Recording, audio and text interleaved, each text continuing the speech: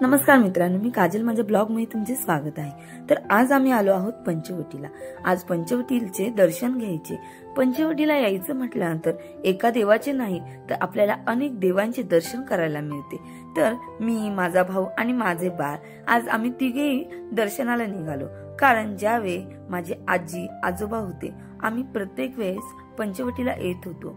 धोंड्याचा महिना म्हणजेच अधिक महिना। नाशिक साईडला याला धोंड्याचा महिना म्हणतात, तर सातारा साईडला याला अधिकचा महिना म्हणतात।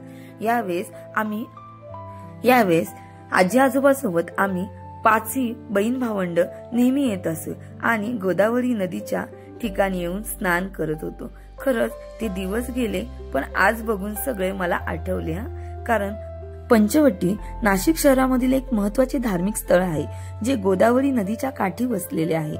येथे 5 वटवृक्षांचे मोठे जंगल आहे, म्हणून या भागाला पंचवटी असे नाव पडले आहे। पंच म्हणजे 5 आणि वटी म्हणजे वटवृक्ष। येथे 5 वटवृक्षांचे जंगल असल्यामुळे या भागाला पंचवटी म्हणतात। पंचवटी रामायणातही उल्लेखित आहे। असे मानले जाते की भगवान राम, सीता आणि लक्ष्मण वनवासाच्या काळात येथे काही काळ राहिले आणि पंचवटीमध्ये विविध धार्मिक स्थळे आहे, जे तुम्ही एका बघू शकता। तसेच सीता गुफा, जिथे सीतेने ध्यान केले होते, आणि रामकुंड, जिथे रामाने स्नान केले होते, असे विविध स्थळे येथे आहेत। आणि हो, पंचवटीमध्ये गोदावरी नदीच्या काठीच अनेक घाट पण आहेत, जिथे भाविक स्नान आणि पूजा करतात। येथे अनेक छोटी मंदिरे आहेत आणि धार्मिक विधीचे ठिकाणे आहेत। आज माझ्या बाळालाही मी सगळं दाखवलं। खरंच हे दाखवताना आणि बघताना मला खूप आनंद झाला, कारण लग्नाला माझ्या 7 वर्षे झाली आणि 7 वर्षानंतर मी पहिल्यांदा इथे आले। येत होती नाशिकमध्ये, पण कधी मंदिराकडे आली नाही। आज मुलाला घेऊन सगळं दाखवत होती आणि तोही माझ्यासोबत आनंद घेत होता। हे जुने मंदिर हे बघून अगस्त्य माझा खूप आनंदी झाला आणि जय जय बाप्पा, जय श्रीराम करून बोलायला लागला। गोदावरी नदीच्या जवळ असलेली ही हनुमानाची मूर्ती खरंच खूप आकर्षक आहे। राम, सीता आणि लक्ष्मण राहत असताना राक्षसांनी त्यांना त्रास देण्याचा प्रयत्न केला। या राक्षसांशी लढण्यात हनुमानाने महत्त्वाची भूमिका बजावली। येथे आपल्याला खूप पुरातन काळातील मंदिरे बघायला मिळतात। तसेच की हे सिद्ध पाताळेश्वर मंदिर आहे आणि मंदिराच्या आत पूर्ण गोदावरी नदीचे पाणी आहे। नदीला पाणी जास्त असल्यामुळे बहुतेक मंदिरेही पाण्यातच दिसून येत होती।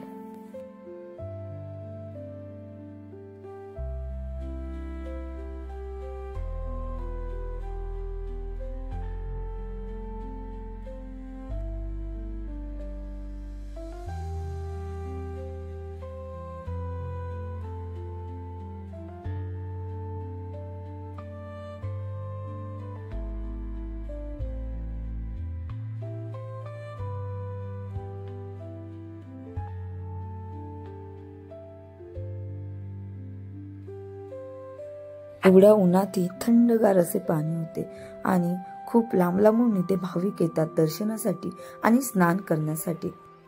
कुंभमेळ्याच्या काळात पवित्र नद्यांचे पाणी अमृत समान होते आणि या पाण्यात स्नान केल्याने व्यक्तीचे सर्व पाप धुतले जाते।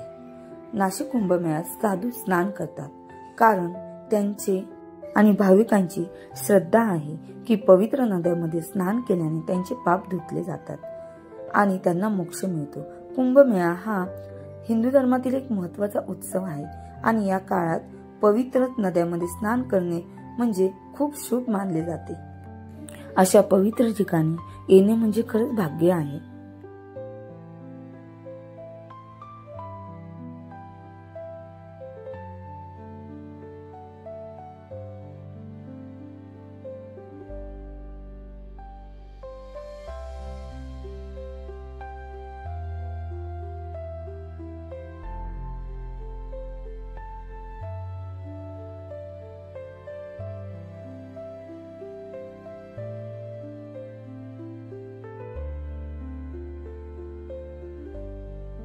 अगस्त्यने माझा खूप त्रास दिला, मामालाही खूप त्रास दिला।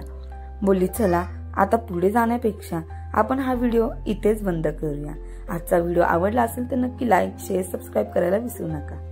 आणि श्रीरामाचे भक्त असाल तर खरंच सबस्क्राईब करायला विसरू नका आणि कमेंटमध्ये जय श्रीराम लिहायला विसरू नका। लवकरच भेटूया नवीन व्हिडिओमध्ये।